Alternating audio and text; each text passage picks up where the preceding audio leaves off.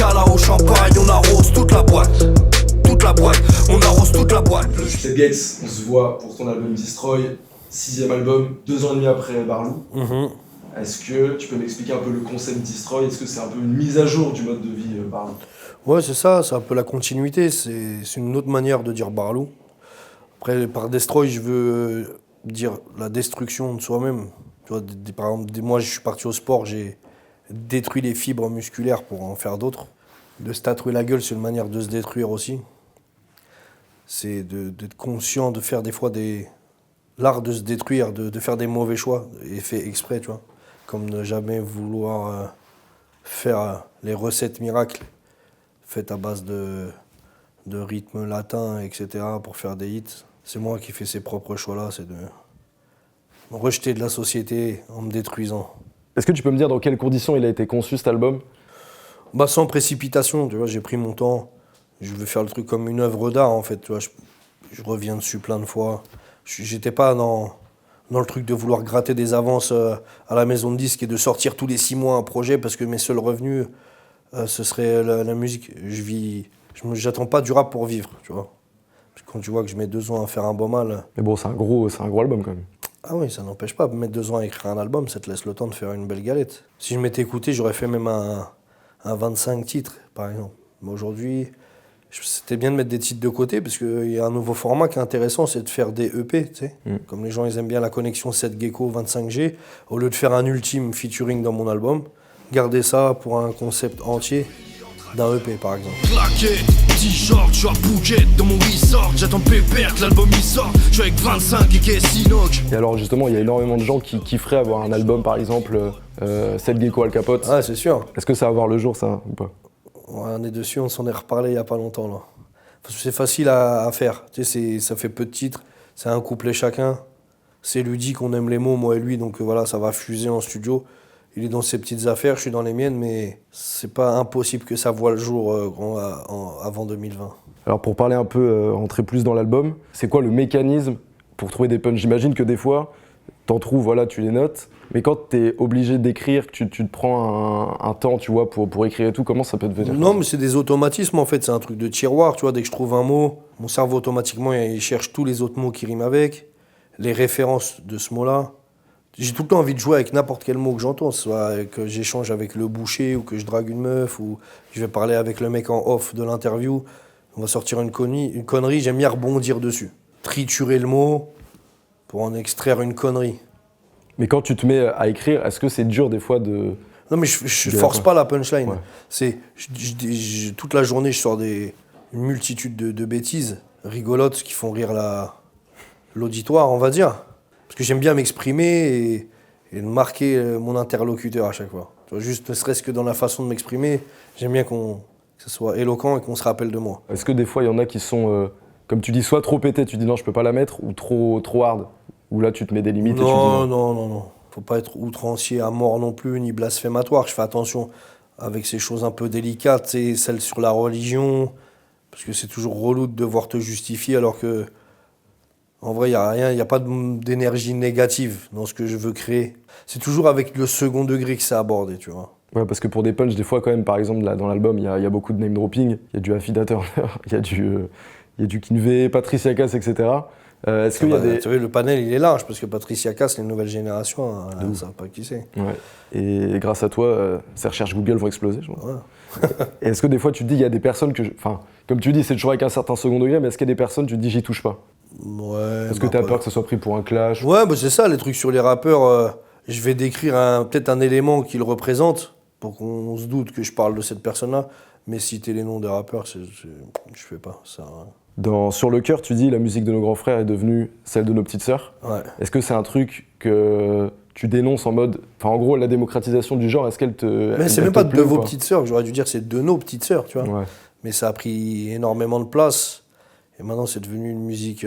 mais ils appellent ça même de la musique urbaine, tu sais. Voir que tout le monde s'ambiance et tout, voir pas comme des petites meufs qui s'ambiancent sur du rap, etc. Ça te parle? Bah oui, parce que en fait, ça me parle, c'est... parce que, tu sais, elles vont juger, elles peuvent, ça peut être permis de juger de la musique. Leur avis est important, il peut compter dans des sondages, et qu'après, ça fausse la qualité de la musique, du rap, et de ce que ça doit du minimum que j'attends d'un rappeur, moi. C'est un jour, il y a un petit rossignol qui se prend la tête avec un corbeau. Et il y a un cochon qui passe. Et ils font un battle de chant, tu sais. Et le rossignol, il dit non, moi je chante mieux que toi. Le corbeau, il dit non, c'est moi qui chante mieux que toi. Il y a le cochon qui passe et le corbeau, il dit tiens, on va demander au cochon, c'est qui chante le mieux. Le rossignol, il sort sa plus belle symphonie, frère. Il fait un truc de fou. Il chante, il dit au corbeau, vas-y, chante. Et l'autre, il fait quoi.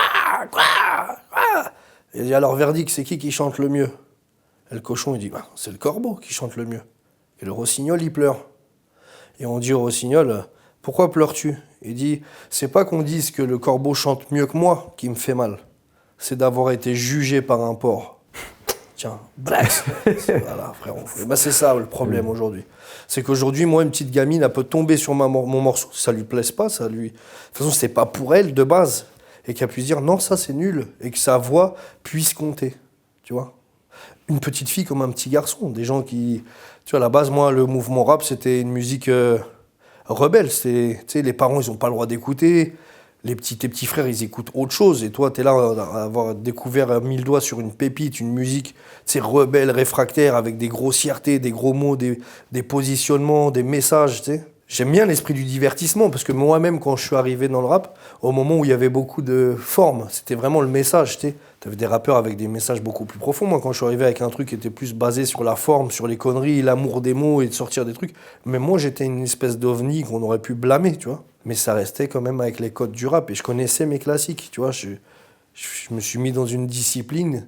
T'as pas le droit de rentrer, je sais pas comment t'expliquer, tu peux pas faire du foot, tu connais pas Zidane, mec, tu connais pas Maradona, tu connais pas Abedi Pelé, tu connais pas Chris Weddle et Basile Boli. Et justement, toi, comme tu dis, l'amour des mots, le fait de toujours rechercher le bon mot, la punch et tout, de quel œil tu vois un peu la nouvelle génération qui est peut-être un peu moins portée sur l'écriture, tu vois, plus sur genre la vibe, l'énergie et tout? Ça pallie la médiocrité de l'écriture. Pour moi, c'est une manière de faire oublier, tu vois. Mais il y a des trucs que t'apprécies quand même dans la nouvelle génération? Ouais, c'est cool. Moi, j'aime bien, en fait. Finalement, il faut s'y faire. Hein. Faut faire avec son temps. Après, d'être l'artiste un peu aigri qui laisse pas la place aux jeunes. Regarde, des mecs comme 13 Blocs dans le délire de la trappe. Mais quand même, il y a de l'effort. Il y a de la recherche dans l'écriture. Dans leur dégaine, il y a quelque chose, il y a une effervescence autour d'eux que j'aime bien. Si mon fils, il me dit il veut rapper, s'il prend exemple sur 13 Blocs dans ce qu'il aime faire, je trouve que c'est une bonne école. Et justement, sur les featuring, puisque tu parles de 13 Blocs, comment t'as fait pour réunir autant de monde sur l'album? Bah. Il y a presque autant d'invités que de... Tant que là, je passe un peu dans la cour des tontons, tu sais, je le sens. Aujourd'hui, qu'il y a un fossé entre la nouvelle génération et moi. Tu sais, je suis tellement un ovni, c'est toujours bien de faire un petit feat avec cette gecko. Tu te fais valider par celui qui fait les grosses punches du Peura. Tu vois, ça fait toujours plaisir à un artiste. Et il y a plein d'artistes qui sont mis dans le rap, qui ont écouté Néochrome à mort, dont moi et Al Capote. Quand un artiste il est fort, je prends la démarche, moi, de le contacter. J'ai pas de problème de pudeur ou de me dire, ouais, je vais passer pour un sursu et tout. J'aime bien, parce que ça se trouve, eux, ils aiment bien, et ils ont peur de demander un featuring et d'essuyer une défaite.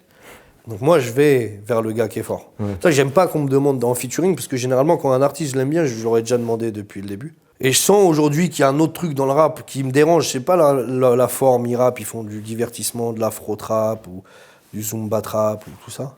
C'est leur délire de se réunir entre millionnaires de vues. Tu sais, le riche n'aide que le riche. Là, c'est pareil. Ils sont trop dans le truc bankable. Ah, tu fais des millions de vues, je fais des millions de vues, ça fait des millions. Et ils sont plus à la recherche de faire des bons morceaux forts, tu vois. Tous les petits gars qui se prétendent faire des punchlines, qui s'affrontent pas avec moi sur un morceau, qui se prétendent pas être des punchliners. C'est trop facile de prétendre être le meilleur à la boxe quand t'es tout seul sur un ring. Tu te frottes, moi je suis le hérisson du game, qui s'y frotte s'y pique, mon pote.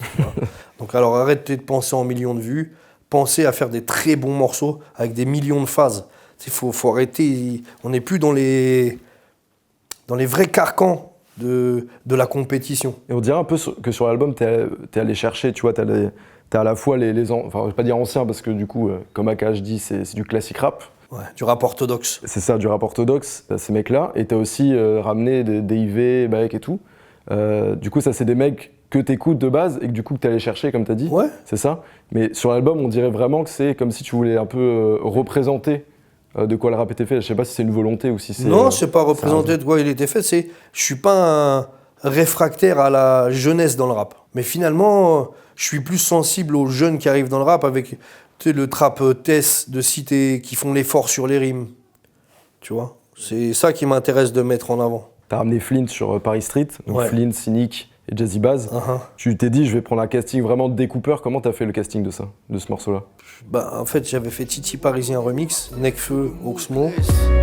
Ça c'est du rap de Titi parisien, avec un schlass dans la poche comme un Tunisien. La vie c'est dangereux, on en meurt tous à la fin. Ouais, j'ai dit, j'aimerais bien refaire un même morceau, mais après, j'ai pas envie qu'on dise, j'essaie de gratter des mecs qui font, encore une fois de plus, des millions de vues pour essayer de faire des vues. Donc j'ai dit, non, on va refaire un morceau avec cet esprit un peu jazzy parisien, avec un sample de soul, c'est un boom bap new-yorkais, que j'aime, un type de musique que je kiffe de ouf. Et avec des mecs que c'est sûr, je vais pas être content de me dire, on va tout niquer, avec des scores de fou et du stream. Je vais ramener des mecs que quand ils vont écrire, à chaque line qui va poser dans le studio, on va tous se regarder et dire « Oh le bâtard, lourd de ouf !» Et tu sais, la conversation, elle sera pas de combien t'as fait de stream, ça sera « Ah ouais, c'est The Far, oh, le bâtard, tu l'as trouvé, je l'avais pas trouvé. » Oh, 10 ans après, t'es encore chaud comme ça. Tu vois, c'est plus une compétition saine que j'ai été chercher avec ces gars-là. Rémi, il aurait eu sa place dans le jeune artiste de Mac Taylor. Je trouve que le format de ce morceau-là, du coup, il fait pas vieux, mais il y a que Jazzy Bass qui est jeune et c'est pas forcément un tout jeune non plus. Tu vois, par exemple, ça c'est dans le casting, j'aurais pu mettre Rémi pour donner la chance à un artiste qui est plus axé sur la plume. De ouf. Et vous l'avez fait en studio ensemble? Ouais. Chacun a écrit son truc. Il s'est fait en 2 fois le morceau et à chaque fois tout le monde était là. Ça, c'était un bon esprit. Ouais, c'est bien en vrai. C'est même le morceau avec tout le monde, la Bike, ça, à part DIV qui était en prison. On s'est tous retrouvés en studio, on gratte les phases ensemble. Et comme à l'époque de Barry et Plein, j'aimais bien revenir sur les couplets des artistes et ils m'ont toujours écouté. Ils ont toujours mis leur fierté de côté, ils m'ont laissé rentrer dans leur texte et me permettre de corriger. Non pas que j'avais la science infuse, mais je savais où je voulais aller. Et que des fois, faire un rôle de réal, un petit peu. Dire, ouais, non, mais ça, cette phrase-là, ça peut être mieux que tu dises ça que ça. Et là, dans cet album-là, j'ai pu me faire plaisir avec des trucs comme ça. J'ai eu vraiment l'impression d'être dans le mood de la mixtape Barry et Plein où il y avait du monde. On dirait qu'on revient un peu à des trucs comme ça. Quand tu vois par exemple Sofiane avec la compile 93 Empire. C'est bien ça, c'est des bons projets. J'ai trouvé ça lourd. Ouais. Et pour le feat avec Sadek dans quelques euros, on a l'impression qu'il t'a emmené un peu dans son délire du moment. Pourtant, c'est un morceau sur lequel je voyais pas du tout Sadek. Ouais. On avait fait un autre titre. On n'était pas super sûr quand il m'a dit ouais, en fait, je crois que le morceau qu'on a fait, il est pas super bien. Je dis oh, merci de me dire ça, mais moi je l'aimais plus le morceau.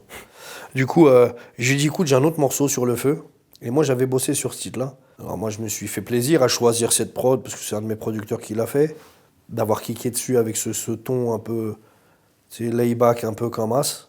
Mais il me manquait quelqu'un qui puisse upper le morceau à faire quelque chose que moi j'arrive pas, que je veux pas faire, c'est du chant un peu chantonné à l'autotune, tu vois. Même moi, essayer dans une cabine de studio, je me dis, c'est pas moi, quoi. C'est comme si tu essayé de me faire essayer un jean slim ou un survêt fluo, où tu m'imagines avec des veuches, quoi. Tu sais, il y a des trucs que je m'interdis, c'est pas dans mon code. Et il a écouté le Somor, il m'a dit, waouh, lourd, de ouf. Chant, mais il est rentré en cabine, frère. Il m'a dit, laisse-moi boire 2-3 revêts. Boum, il a craché un flow en yaourt. Il est ressorti de la cabine, ça c'était en fin de session. Il est revenu, il avait trouvé les mots, pareil. Tu vois, je lui soumettais des idées, il était dans l'ouverture d'esprit de travailler, d'aller dans le sens du morceau. Que moi, si je donne un avis ou une modification à faire, c'est pour porter le morceau vers le haut, en fait. C'est pas... J'interviens pas en tant que Seth Gecko à ce moment-là, j'interviens comme quelqu'un qui a mis tout son énergie dans un projet. Donc super titre, et après du coup, là à l'instant, je reviens de Martinique, on a été clippé aux Antilles. Ouais, on a vu une petite photo sur ton Insta avec Sadek. 2 flics à Fort-de-France, ouais, mais ça elle a bien tourné cette photo, c'est cool. Alors, on va parler un peu de la Thaïlande. Déjà, est-ce que tu peux me dire un peu les différences vraiment fondamentales entre la Thaïlande et la France? La météo. La météo, ouais. Frère, ça change ta vie, ça. beau On toute est trop l'année. dans le stress, trop dans le speed à Paris. Là-bas, la journée, elle commence à 14h, elle se termine à 5h du matin. Et le soleil ralentit un peu. Même à Martinique, je l'ai trouvé ça un petit peu aussi. En fait, c'est les climats où il y a des cocotiers, les palmiers, les plages. Il fait chaud, les gens ils se prennent un petit peu moins la tête. Toi, quand t'as démarré l'aventure Seth Gecko Bar, maintenant qui marche de ouf, t'es dans le routard, t'étais un peu un précurseur de ça, de mecs qui lancent des business à l'étranger. Ouais. Est-ce que tu sens que t'as lancé un peu un Parce que truc? pour moi, là, quand tu me cites que moi, il y a qui a ouvert un autre truc à l'étranger? Est-ce que tu sens que t'as donné une impulsion un peu à Non, des parce gens que celui qui le fera avant, il s'accaparera le truc et on me mettra, moi, comme on m'a toujours fait. C'est que je me suis fait piller tel un... C'est pour ça que j'ai mis le concept du pharaon un petit peu autour sur le bling et sur ma pochette. On m'a pillé comme un sarcophage et sans dire que ça venait de moi, quoi. Et sur Blanc-la-Road, est-ce qu'il y a d'autres bars qui ont ouvert Non. de Européens? Non, t'es le seul sur le... Est-ce que surtout... Je le prendrais mal, quoi. Tu sais, ça me... Un mec qui ouvre une sandwich, même un autre rappeur qui viendrait faire un truc, je trouverais ça comme une provocation. Tu vois. Ah ouais? Bah ouais, c'est un petit peu, tu sais, laisse-moi tranquille dans mon truc, tu vois. Bah, tu disais justement je crois que c'est dans Patong City Gang, si je vois un rappeur, je lui mets une grande tarte dans la gueule. Est-ce qu'aujourd'hui c'est toujours le cas ou est-ce que t'as les bras ouverts avec les mecs qui viennent? Bah c'est cool, maintenant que alors je pensais ça avant que j'ouvre mon bar. Ah, maintenant que j'ai un bar, j'ai envie que tout le rap français y vienne. Ouais. Et maintenant carrément, comme c'est devenu une plateforme du rap, c'est devenu un Planète Rap carrément. Toutes les semaines, t'as un nouvel artiste qui est là. Bon, au début, ils étaient contents, ils se sentaient obligés de venir me voir, tu sais, de se dire ouais, ils connaissaient rien, c'était en terre inconnue un petit peu. Moi, quand j'avais été à Phuket, il y avait 0 Phuket, je parle pas de Pattaya, Phuket, 0 clip de rap qui avait été fait, français. J'étais le premier rappeur français à avoir été, à parler des mots en thaïlandais. Moi, ça m'a donné un second souffle dans ma carrière, tu sais, ce passage Thaïlande. Donc du coup, je voulais être un peu protecteur de ça à moi. Tu sais. Et maintenant, il y a tout le rap qui vient et ça m'a gonflé carrément, j'ai envie de me casser, tu sais, ils m'ont pris mon petit coin de paradis, ils sont venus chier un peu partout. Et vas-y, je me sens mieux d'être venu ici en France et de rentrer dans les carcans, mettre au boulot dodo, tu sais, emmener mes enfants à l'école et tout. Je m'épanouis plus en tant que père comme ça qui se rapproche de ses enfants que la nightlife. Du coup, donc, on a dit tout à l'heure que tu avais fait une apparition dans Pattaya. Ouais. Là, il y a Paradise Beach qui va sortir en février, Yes. du 1G. Elle est où ma part? On va tout expliquer, Mehdi. Expliquez quoi? Il y a une grosse crise financière et l'oseille est partie en fumée. Comment t'as vécu cette expérience un peu? C'était comment? C'était chambé, c'est nouveau, c'était le cinéma, mais voilà, c'est un vrai métier. Et je sentais que moi, mon métier, j'étais un rappeur. Avec Pattaya, c'était un guest en fait, et j'étais encore dans mon rôle de rappeur, un petit peu. C'était Seth Gecko dans un film comique. Là, il fallait jouer des émotions, pas forcer les traits de la voix, tu sais, des fois quand je fais mon galabru, tu sais, là, il fallait que je me reste tranquille. Respect, maintenant, quand je vois des films, j'arrive à me mettre de l'autre côté de la caméra, à me dire, ouais, tout le travail qu'il y a en amont sur ça, c'est un truc de fou. Nous, on est là, on fait des clips, ça dure 3 minutes. Et on nous demande de faire de l'acting, des fois, c'est dur un peu, tu sais, pour que ça fasse bien, quoi, que le rendu, il fasse cinéma. Le réal, quand il a décidé de faire un film en Thaïlande, toi, t'étais un peu un passage obligé. C'est pas passage obligé, c'est que moi, j'ai toujours aimé ce que faisait Duringer dans le cinéma. C'est moi, quand j'ai mis les premiers pas en Thaïlande en 2009, c'était les seuls films qu'il y avait sur la Thaïlande pour m'en rappeler, pour voir les ambiances et tout, tu sais, avant de retourner à mon prochain voyage. Et j'ai toujours contacté pour mettre en guest dans mes clips ou dans des photos les acteurs de ces films-là. Et ça, c'est monté à ses oreilles via son fils qui est jeune et qui connaît les rappeurs, etc. Et il dit, oh, regarde, il y a papa, il y a un mec qui s'appelle Seth Gecko, il chante, il cite tes dialogues, tes citations et tout. Et du coup, ça l'a fait se tourner vers moi. Après, moi, il m'a fait un rôle sur mesure, en fait. Il voulait un blanc tatoué qui a un bar en Thaïlande avec une femme thaïlandaise qui a des enfants là-bas et qui vit là-bas depuis 15 ans. Et voilà, en fait, le perso, en fait, quand il a écrit le film, il l'a écrit en pensant à moi. T'étais un peu le guide là-bas, en off, est-ce que tu leur montrais... Bah oui, là, c'était la trucs folie en off. Attends, tous les soirs, on s'explosait la margoulette au Seth Gecko Bar. Ils ont tous joué le jeu, ils étaient tous là. Cool Chain, il a sonné la cloche et il a renfloué les caisses du bar, c'était lourd. Tout son cachet cinéma, il l'envoyait au bar. C'est le refrain. Tout à l'heure, on parlait des différences entre la Thaïlande et la France. Ouais. Dans l'album, tu dis beaucoup que le tatouage, c'est perçu, c'est encore assez peu démocratisé en France, ou en tout cas, les gens te jugent quand t'as des tatouages. Ouais. En Thaïlande, est-ce que c'est la même chose? Bah non, justement, c'est pour ça que je me suis laissé aller sur les tatouages en Thaïlande. Et c'est quand je reviens à l'aéroport de Paname, je vois un peu le regard des gens. Je dis, mais pourquoi ils me regardent comme si j'avais des gribouillages sur la guelle? Après, je dis, ah ouais, peut-être c'est parce que j'en ai, finalement. Alors, mais les femmes aiment les tatouages, je tiens à vous le dire, les gars. Faites-vous tatouer. Justement, Parce que là, j'en vois du lourd avec les tatouages maintenant. tu crois pas si bien dire. Donc il y a le Barlou Tattoo Shop que t'as ouvert à Pontoise. Ouais, En tapant sur Google, il y a la question d'une dame qui est restée sans réponse, donc je me permets de te la lire. vas-y. Bonjour, je m'appelle Valérie, j'habite à Saint-Ouen-l'Aumône et je suis fan de Seth Gecko, mon fils aussi. Pourrais-je avoir un autographe? Aussi, j'aimerais me faire tatouer chez vous. Pour un premier tatouage, que pourriez-vous me conseiller? Alors qu'est-ce que tu conseilles à Valoche, Valérie? Moi, comme je suis une nana, je lui proposerais pas le Baralou. Mais la version femme, c'est Baralou Girl. Si elle aime du Seth Gecko, c'est qu'elle est c'est une petite Barlow à sa manière. Sur quelle partie du corps, là? C'est plus agréable de tatouer une paire de fesses ou un nichon qu'une nuque, par exemple. Ouais. Mais pour ceux qui bossent, mais pour elle, ça doit faire mal, non Ouais, non, mais ça dépend. Si elle a son corps aussi. Si elle a des formes généreuses et pulpeuses et hospitalières, on va essayer de placer ça sur quelque chose de rebondi. Bah écoute, je vais lui répondre. Je vais lui donner tous ces Petite détails. Valérie. Alors, le 26 janvier, tu vas faire l'Olympia Ouais, avec Al Capote en ouverture. ouais. Est-ce que la setlist est prête? Bah ouais, faut automatiquement, là, ça arrive à grands pas, là. C'était dur à faire un peu genre Bah t'as pioché ouais, dans c'est tout, relou, parce qu'en fait, regarde, j'ai fait un dernier concert, c'était à la Cigale. 2 ans après, j'ai pas sorti beaucoup de morceaux. Donc comment faire pour faire un show différent de l'ancien et que les gens n'ont pas... L'album n'est pas sorti. Donc ça va être à moi de faire découvrir des morceaux de l'album en live, en concert. Déjà, ça, c'est une expérience que j'ai jamais fait et j'ai envie de relever le défi de voir si tout de suite, à la première écoute, le morceau fonctionne et que les gens rentrent dans le refrain. Il y a des morceaux, je vais les revisiter à la batterie, à la guitare élec. Donc ça va leur donner un second souffle. Et puis là, je vais faire intervenir tous les morceaux que j'ai clippés, qui ont fait 1 million de vues en featuring sur les projets des autres. Je vais faire venir tous ces rappeurs-là pour faire leurs titres. Et voilà, tu sais, c'est toujours bien d'avoir des invités. De ouf. Et ça va être rock, parce que sur l'album aussi, on n'en a pas parlé, mais c'est très rock. Tu dis rockstar comme Led Zeppelin. Il y a le morceau LB. Vieux motard que jamais. On roule, on rôde en Harley. Et on tire sur le spliff. Est-ce que pour toi, le rap, c'est un peu le nouveau rock? Est-ce que tu te sens que genre comme une rockstar aujourd'hui, plus que comme un rappeur Ouais, moi, je me sens comme ça. Lil Wayne, il avait cette âme de rockstar.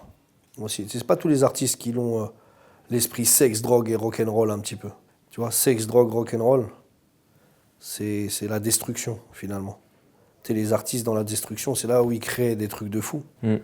Et c'est plus dans le rock qu'on trouve des artistes comme ça. Et tu... Genre Kurt Cobain, Amy Winehouse, Jimi Hendrix, c'est tout le club des 27, ce qu'ils appellent ça. Ouais. C'était des artistes avec des âmes de rockstar, de ouf. Moi, je suis pas mort à 27 ans, je fais pas partie du Ouais, club. j'allais dire, on ne souhaite pas ça. Je fais partie du club des 27, mais moi, c'est 27 cm. Ok, alors, justement, J'ai triché, j'en ai rajouté 4 en trop. Ça reste 23, ça va. ça reste correct. En ouverture du show, donc il y aura Al Capote à l'Olympia. Ouais, Je sais pas si t'as vu, il y a une c'est petite... obligé. Obligé, obligatoire. Qui tuera Philippe là. Ah, tu es obligé. Pute, y a aucune ambiguïté. J'ai toujours envie de niquer. Il y a une pétition qui circule pour qu'il Enfin, représente l'Eurovision, la France à l'Eurovision. Ah Tu oui. penses quoi de ça? je trouve ça génial. Tu penses pas qu'il se prendrait des polémiques de tous les côtés et que ça Ah, serait- ça, c'est sûr, hein, on se fait toujours taper sur les doigts, quoi qu'il arrive, dès qu'on a de l'exposition. Mais lui, il fait partie des artistes qui a fait un revival de fou. Et voilà, ça montre aussi, tu vois, faut pas lâcher, il faut continuer. Et ça kick, il est hype maintenant, Alka, qu'il le reste. Et justement, Destroy, on a vraiment l'impression, enfin moi en tout cas j'ai eu l'impression que c'était vraiment un album pour te faire plaisir de ouf du début à la fin, tu vois, il y a aucun truc qui a Non, l'air pas de calculé, prise de tout tête. ça. Je te dis, à un moment donné, quand je grattais, à un moment donné, je demande un feat à un gars, il me lâche, il répond plus.